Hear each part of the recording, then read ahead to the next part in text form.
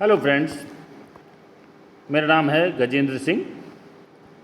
आज हम डिस्कस करेंगे कैरेट मेथड इन जावा।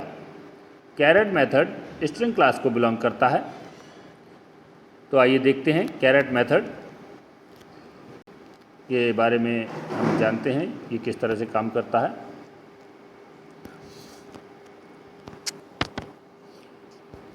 इस समय स्क्रीन पे आपको दिख रहा है कैरेट ब्रैकेट में इंट इंडेक्स। तो कैरेट तो मेथड का नाम है जो स्ट्रिंग क्लास को बिलोंग करता है। ब्रैकेट में इंट इंडेक्स का मतलब ये है कि हम इसको एक वैल्यू पास करेंगे जो एक इंटीजर वैल्यू होगी और वो एक इंडेक्स नंबर होगा जो भी स्ट्रिंग का इंडेक्स होगा, और उस पर्टिकुलर इंडेक्स पे जो करैक्टर होगा ये हमें वो करैक्टर रिटर्न करके देगा। So the Java string caret int index method returns a character at the specified index in a string. That means ये ब्रैकेट में इंडेक्स वैल्यू जो भी हम प्रोवाइड करेंगे उस इंडेक्स वैल्यू पे जो करैक्टर है ये हमें वो वैल्यू रिटर्न करेगा। The index value that we pass in this method should be between 0 and length of string -1. That means जो इंडेक्स वैल्यू हम पास करेंगे वो या तो 0 या 0 से बड़ी, लेकिन स्ट्रिंग की जितनी भी लेंथ है उससे एक कम होनी चाहिए। मान लिया स्ट्रिंग की लेंथ 10 कैरेक्टर्स है तो हम इसमें इंडेक्स वैल्यू 0 से लेके 9 तक पास कर सकते हैं।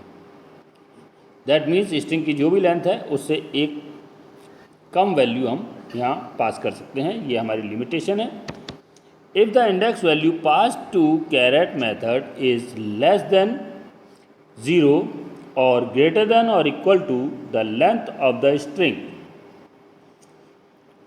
that is index value less than 0 or index value greater than equal to length, then this method throws an index out of bound exception. ये एक एरर का नाम है। तो इंडेक्स वैल्यू अगर हमारी 0 से कम हुई या जो स्ट्रिंग की लेंथ है उससे बराबर या उससे ज़्यादा हुई तो ये कैरेट फंक्शन जो है हमें एक एरर प्रोवाइड करेगा। वहाँ पर हमें एक एरर आ जाएगा, यानी कि प्रोग्राम ठीक से रन नहीं हो पाएगा, वहीं पे बीच में ही अटक जाएगा। और वो इसलिए क्योंकि हमारा index out of bound exception आ जाएगा। ये index out of bound exception ये शो करता है कि इंडेक्स वैल्यू आपकी जो लिमिट है कि 0 से लेंथ ऑफ द स्ट्रिंग से 1 लेस देन होनी चाहिए, वो लिमिट हमने क्रॉस कर दी। दैट मीन्स हमने लेस देन 0 वैल्यू दी या ग्रेटर देन लेंथ वैल्यू दी, तो इसलिए ये हमें index out of bound exception error show करेगा। तो ये तो था कैरेट फंक्शन के बारे में जस्ट एक इंट्रोडक्शन। आइए आगे देखते हैं।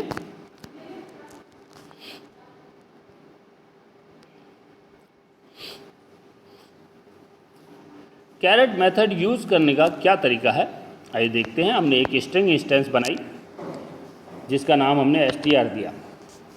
स्क्रीन पे आप देख सकते हैं स्ट्रिंग इंस्टेंस के नीचे एक स्टेटमेंट हमने लिखा है स्ट्रिंग str, यानी कि एक स्ट्रिंग क्लास का हमने ऑब्जेक्ट बनाया str is equal to computer हमने डबल कोट्स में लिखा। तो ये कंप्यूटर डबल कोट्स में जो एक स्ट्रिंग लिटरल हमने प्रोवाइड किया है इक्वल टू ये str में है, तो ये कंप्यूटर जो है str में स्टोर हो जाएगा। तो इस तरह से str की वैल्यू कंप्यूटर हो जाएगी। तो ये एक हमने स्ट्रिंग इंस्टेंस बनाई। अब इसमें आप देख सकते हैं कंप्यूटर में 1 2 3 4 5 6 7 8, तो कंप्यूटर में जो नंबर ऑफ़ करेक्टर्स हैं वो 8 करेक्टर हैं। दैट मीन्स हम कैरेट में जो इंडेक्स वैल्यू प्रोवाइड करेंगे वो 0 से लेके 7 तक हम प्रोवाइड कर सकते हैं। इस समय आप स्क्रीन पे देख रहे हैं कि कंप्यूटर जो ये लिटरल है तो ये मेमोरी में किस तरह से जाके स्टोर होगा। तो आप देख सकते हैं एक करैक्टर एक ब्लॉक में स्टोर हो रहा है, ये मेमोरी में इसी तरह से स्टोर होगा। अब इसकी इंडेक्स वैल्यू आपकी 0 से स्टार्ट होगी और जितनी इसकी स्ट्रिंग की लेंथ है यानी कि 8 उससे एक कम पे जाके स्टॉप हो जाएगी।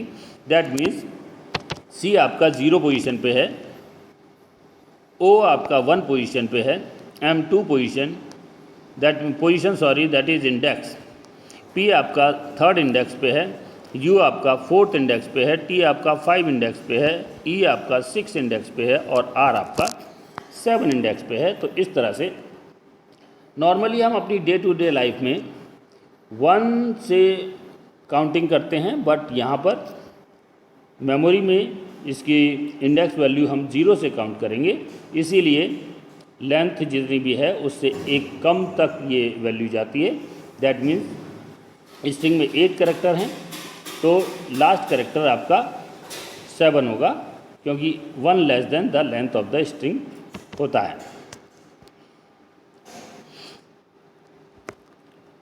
सो अब अगर हम कोई स्टेटमेंट लिखते हैं, फॉर एग्जाम्पल हमने स्टेटमेंट लिखा char C H is equal to str.char@4, तो स्क्रीन पे आप देख सकते हैं ऊपर मेमोरी में किस तरह से कैरेक्टर स्टोर हो रखे हैं और उनकी इंडेक्स वैल्यू उनके नीचे लिखी हुई है 0 से 7 तक। अब str.char@4 यानी कि कैरेट फंक्शन को हमने 4 वैल्यू पास करी, यानी कि कैरेट का इंडेक्स को जो इंडेक्स नंबर हमने पास किया वो है 4। अब 4 पोजीशन पे जो कैरेक्टर है वो हमें रिटर्न होके मिल जाएगा। स्क्रीन पे आप देख सकते हैं 4 इंडेक्स नंबर पे हमारा यू कैरेक्टर है, तो ये स्टेटमेंट हमें यू कैरेक्टर रिटर्न करेगा और उस यू अल्फ़ाबेट को सी एच में स्टोर कर देगा। एक और एग्जांपल देखते हैं। दूसरा एग्जांपल है char C H 1 is equal to str.char@2। तो अब की बार हमने कैरेट में जो इंडेक्स वैल्यू प्रोवाइड की वो हमने 2 प्रोवाइड की, तो 2 इंडेक्स नंबर पे आप देख सकते हैं वहाँ पर m है, तो ये हमें m रिटर्न करेगा और उसे कैरेक्टर ch1 में स्टोर कर देगा। दैट मीन्स ch1 की वैल्यू हो गई m और ch की वैल्यू हो गई u। Let us take one more example जिसमें हम जो वैल्यू प्रोवाइड कर रहे हैं वो ये जो 8 वैल्यू हमने प्रोवाइड की है, आप देख सकते हैं जो हमारी इंडेक्स वैल्यू है वो 0 से 7 जो ऊपर मेमोरी पे हमने दिखा रखी है, कंप्यूटर के नीचे 0 से लेकर 7 तक इंडेक्स नंबर लिखे हुए हैं। अब यहाँ पर हमने जो कैरेट की वैल्यू प्रोवाइड की है वो है 8, यानी कि इंडेक्स नंबर हमने 8 प्रोवाइड किया, जबकि ऊपर जो हमारी स्ट्रिंग स्टोर है उसमें 8 इंडेक्स नंबर है ही नहीं। तो ऐसे केस में ये इंडेक्स वैल्यू हमारी क्रॉस हो रही है, यानी कि 7 से ऊपर जा रही है, तो इसलिए ये हमें index out of bound exception जो नीचे लिखा हुआ है ये एक एरर है, जो ये हमें ये एरर रिटर्न करेगा। दैट मीन्स अगर ये स्टेटमेंट हम प्रोग्राम में लिखते हैं तो वो प्रोग्राम वहीं पे स्टॉप हो जाएगा और ये एरर हमें शो कर देगा। आइए देखते हैं एक प्रोग्राम के ज़रिए कि कैरेट किस तरह से हम प्रोग्राम बनाते हैं और उसका आउटपुट किस तरह से आता है। इस समय स्क्रीन पे आप प्रोग्राम देख रहे हैं, ये प्रोग्राम ब्लूजे में बना हुआ है।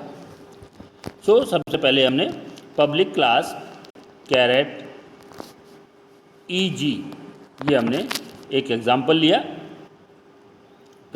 ये एक क्लास की नेम दिया हमने, फिर पब्लिक स्टैटिक वॉइड मेन लगाया, string str is equal to welcome to string. तो वेलकम टू स्ट्रिंग ये एक हमने स्ट्रिंग बनाई जो str में हमारी स्टोर हो गई। अब हमने char ch is equal to str.char@0 जो हमने यहाँ पर कैरेक्टर लिया, तो ये कैरेट 0 हमें फर्स्ट इंडेक्स वैल्यू रिटर्न करेगा जो कि w है।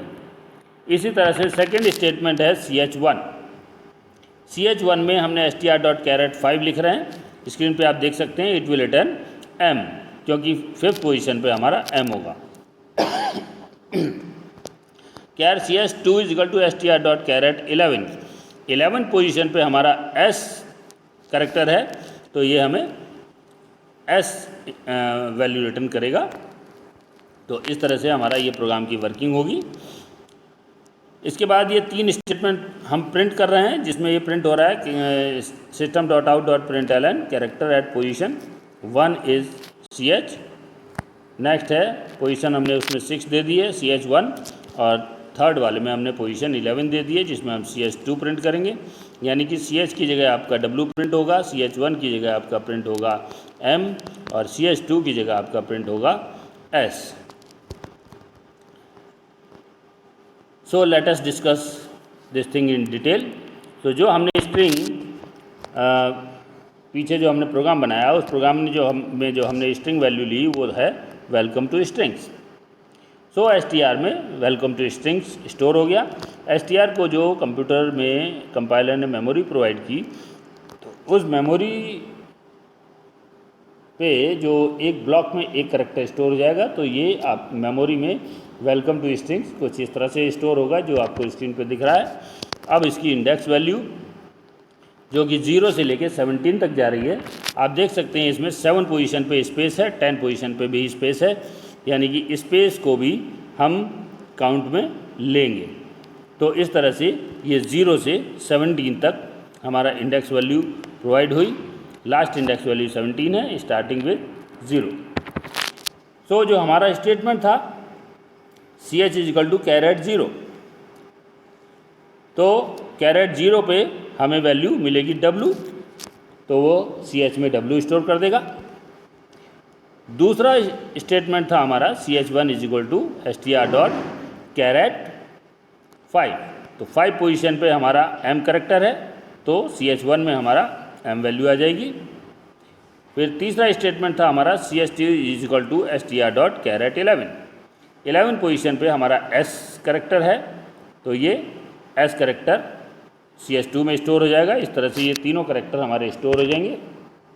तो हमें 3 वैल्यू CH में हमें W मिलेगा, CH1 में हमें M मिलेगा, और CH2 में हमें S मिलेगा, जो अब पीछे प्रोग्राम में हमने स्टेटमेंट्स लिखी थी।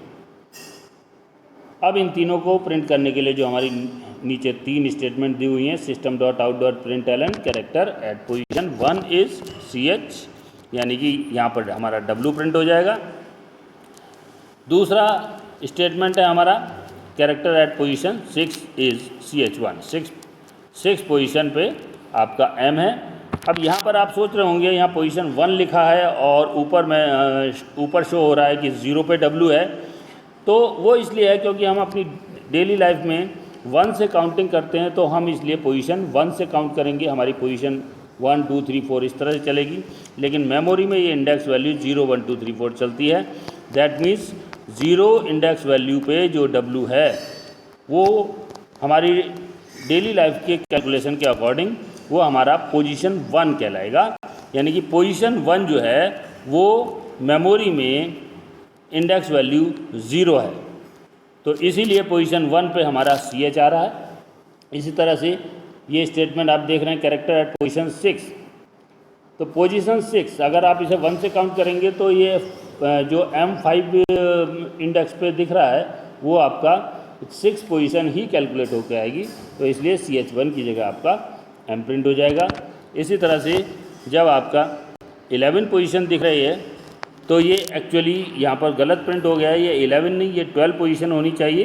तो CH2 में ये आपकी हमारी 12 पोजीशन कहलाएगी और 12 पोजीशन पे ये S है। तो इस तरह से जो हमारा आउटपुट आएगा वो आप स्क्रीन पे देख सकते हैं। तो ये जो 3 स्टेटमेंट है system dot out println जो हमने लिखी हैं, इन जब हम प्रोग्राम पीछे जो हमने देखा था उस प्रोग्राम को जब रन करेंगे तो हमारा आउटपुट कुछ इस तरह से आएगा। ये character eight position 1 is W, character eight position 6 is M, character eight position 11 is S। तो इस तरह से हमारा ये आउटपुट प्रोवाइड हो जाएगा। अब इसी प्रोग्राम में हम थोड़ा सा चेंजेस करते हैं।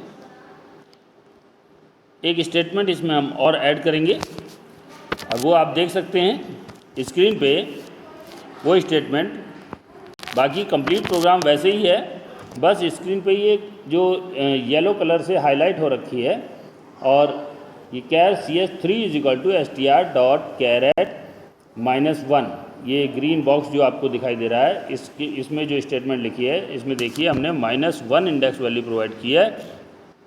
और इस -1 इंडेक्स वैल्यू के प्रोवाइड करने से हमें index out of bound error हमें जो है वो हमें मिल रहा है, जिसकी वजह से प्रोग्राम बीच में ही अटक गया है। और वो आप देख सकते हैं नीचे जावा डॉट, सबसे नीचे जो लिखा हुआ है Java dot lang dot string index out of bound exception, उसके बाद लास्ट लाइन है string index out of range -1 in Java dot lang dot string. ये आप देख सकते हैं स्क्रीन पे सबसे नीचे जो 2 लाइनें लिखी हुई हैं, ये इस एरर को शो कर रही हैं। और ये एरर इस वजह से आया है क्योंकि कैरेट में इंडेक्स वैल्यू हमने -1 प्रोवाइड की है, जो कि अभी हमने पीछे देखा था हमें इंडेक्स वैल्यू 0 से लेके और जितनी स्ट्रिंग की लेंथ है उससे एक कम ही प्रोवाइड करनी है। अगर हम 0 से कम प्रोवाइड करेंगे या लेंथ से ज़्यादा वैल्यू प्रोवाइड करेंगे तो ये एरर इसी तरह से शो करेगा, जो इस समय आप स्क्रीन पे सबसे नीचे जो 2 लाइन लिखी हुई हैं वो देख रहे हैं। ये प्रोग्राम रन नहीं हुआ है, बीच में ही स्टॉप हो गया है। और ये येलो कलर में जो हाईलाइट करके लाइन स्टेटमेंट को दिखाया है, ये कंपाइलर ने ये दिखाया है कि इस लाइन में एरर है और इस लाइन की वजह से ये एरर हमें प्रोवाइड हो रही है, जो स्क्रीन में आप नीचे की तरफ देख सकते हैं। तो इस तरीके से हमें ध्यान रखना है कि इंडेक्स वैल्यू हमारी सही होनी चाहिए। ये एरो से जो शो हो रही है इससे आप देख सकते हैं कि ये string index out of bound error इस स्टेटमेंट की वजह से आया है। Let us take one more example. Screen पर जो ये आप प्रोग्राम देख रहे हैं, इस प्रोग्राम में ये प्रोग्राम हमने बनाया है to print all the characters of a string. We are running a for loop from 0 to length of the string -1 and displaying the characters at each iteration of the loop using the caret method. That means इस programme में हमने एक string बनाई और उस string का एक एक करैक्टर हमें अलग अलग प्रिंट करना है, अलग अलग लाइन में प्रिंट करना है। उसके लिए हमने एक लूप चलाया। वो लूप हमने चलाया 0 से लेके स्ट्रिंग की लेंथ -1, जितनी भी स्ट्रिंग की लेंथ आएगी उससे एक कम हमारा लूप चल रहा है। तो सबसे पहले स्ट्रिंग str = बिगिन स्ट्रिंग हमने लिखा, तो str में स्ट्रिंग स्टोर हो गया।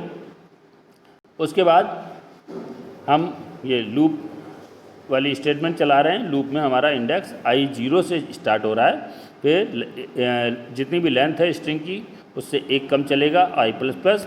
हर बार इंडेक्स वैल्यू पहले 0 थी, फिर 1 हो जाएगी, फिर 2 हो जाएगी, फिर 3 हो जाएगी। इस तरह से इंडेक्स वैल्यू बढ़ती जाएगी। फिर हमारा उसके बाद लूप के अंदर आप स्टेटमेंट देख सकते हैं system.out.println str.caret i। तो जब i की वैल्यू 0 होगी तो ये 0 इंडेक्स, यानी कि 0 इंडेक्स पे क्या है b, तो ये पहले हमें b प्रिंट करेगा। फिर उसके बाद e प्रिंट करेगा क्योंकि i की वैल्यू 1 हो जाएगी। फिर i की वैल्यू जब 2 हो जाएगी तो ये हमें g प्रिंट करेगा। जैसे जैसे इंडेक्स आगे बढ़ेगा वैसे वैसे कैरेट जो है अगले इंडेक्स वैल्यू का करैक्टर वहाँ से एक्सट्रैक्ट करके स्ट्रिंग में से और यहाँ पे प्रिंट करता रहेगा। तो ये किस तरह से इसकी वर्किंग होगी आइए देखते हैं आगे। फिलहाल ये कैरेट i जो है ये println में हमने दिया है, तो i की जो भी इंडेक्स वैल्यू होगी उसी इंडेक्स वैल्यू के अकॉर्डिंग ये हमें करेक्टर वैल्यू प्रिंट करके देगा। देखते हैं हम ये आउटपुट में किस तरह से ये करेक्टर्स प्रिंट होके आते हैं। स्क्रीन पर आप देख रहे होंगे आउटपुट आपका स्क्रीन पे दिख रहा है। जो हमारी स्ट्रिंग str है वो मेमोरी में जो स्टोर हुई वो बिगिन स्ट्रिंग मेमोरी में इस तरह से स्टोर हुई, एक करेक्टर एक ब्लॉक में स्टोर हो गया। फिर इसकी इंडेक्स वैल्यू जो i जो हमारा लूप चल रहा है वो i लूप 0 से हमारा 12 तक चलेगा। आप स्क्रीन पे देख सकते हैं i = 0 दिया है, फिर 1 दिया है, फिर 2 दिया है, फिर 3, then 4, then 5, 6, 7, 8, 9, 10, 11, 12। जब i की वैल्यू 0 है तो उसने सबसे पहले b करेक्टर प्रिंट किया। फिर i की वैल्यू 1 होगी तो उसने e प्रिंट किया। आप स्क्रीन पे देख सकते हैं वो हाईलाइट होके उस पर शो हो रहा है। जब i की वैल्यू 2 हो गई तो g प्रिंट करेगा। i की वैल्यू 3 होगी तो वो i प्रिंट करेगा। इसी तरह से जब i की वैल्यू 4 हो जाएगी तो वो हमें स्क्रीन पर n प्रिंट करके देगा। फिर जब i की वैल्यू 5 है, ये जो इस तरह से स्क्रीन पे आपको शो हो रहा है, ये वो लूप किस तरह से रन हो रहा है वो चीज़ आपको यहाँ बताई जा रही है। 5 पोजीशन पे स्पेस भी प्रिंट हुआ। फिर उसके बाद 6 पोजीशन पे s है, 6 इंडेक्स नंबर पे s प्रिंट हो गया। देन उसके बाद t 7 पे है, देन उसके बाद 8 इंडेक्स पे आर है तो उसने आर को प्रिंट किया। देन उसके बाद 9 इंडेक्स नंबर पे आई है तो आई प्रिंट हुआ। फिर उसके बाद 10 इंडेक्स नंबर पे एन है और 10 इंडेक्स नंबर के बाद फिर 11 पे जी है और 12 इंडेक्स नंबर पे जो एस है वो हमारा यहाँ शो नहीं हो पाया, कोई बात नहीं। तो इस तरह से हमारा ये प्रोग्राम का आउटपुट आएगा। तो ये था कि कैरेट फंक्शन को हम लूप में किस तरह से यूज़ करेंगे। आज के लिए इतना ही। That's all for today. Thank you for watching. Have a nice day.